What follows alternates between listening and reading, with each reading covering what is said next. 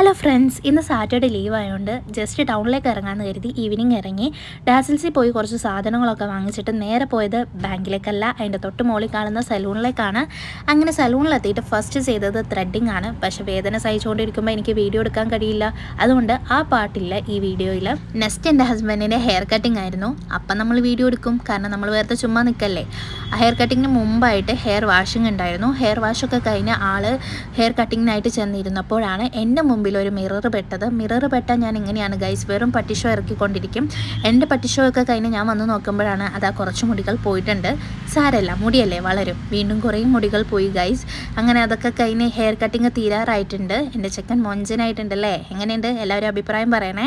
അങ്ങനെ ഇരിക്കുമ്പോഴാണ് അവിടേക്ക് ഒരു അറബി എന്തിനോ വേണ്ടി വന്നു. ആകെ അറബിയിൽ മാഫി മുഷ്കിൽ മാത്രം അറിയാവുന്ന കാരണം ഞങ്ങൾ ആ ഒരു ഏരിയയിലേക്ക് മൈൻഡ് ചെയ്യാൻ പോയില്ല.